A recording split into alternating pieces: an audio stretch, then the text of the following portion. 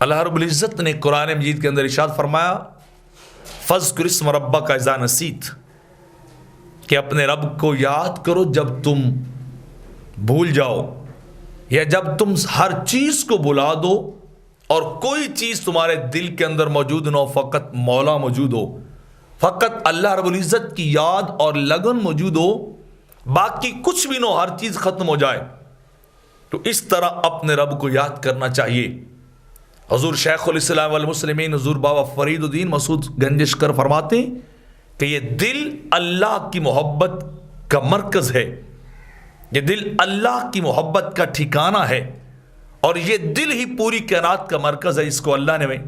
پوری کائنات کے اندر اپنے لیے منتخب کیا ہے، پسند کیا ہے۔ تو اس دل کے اندر اللہ کے علاوہ کوئی اور نہیں آنا چاہیے، غیر کا یہاں شائبہ بھی نہیں آنا چاہیے۔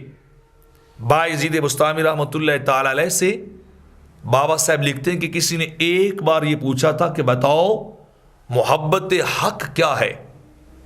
اللہ تعالیٰ کی محبت اور عشق کیا ہے؟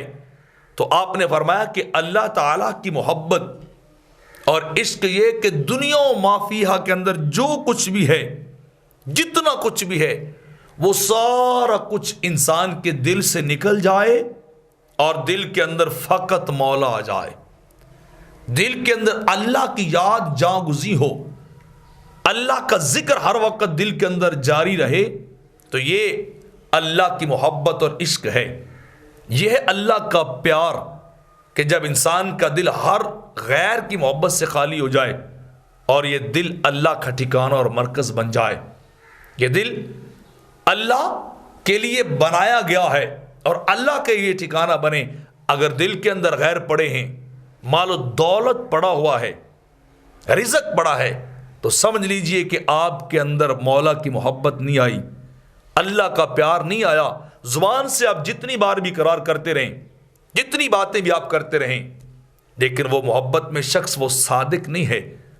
وہ سچا عاشق نہیں ہے جو غیروں کو دل کے اندر بٹھائے ہوئے ہو، غیروں کو پالے ہوئے ہو اپنے قلب اور دل کے اندر۔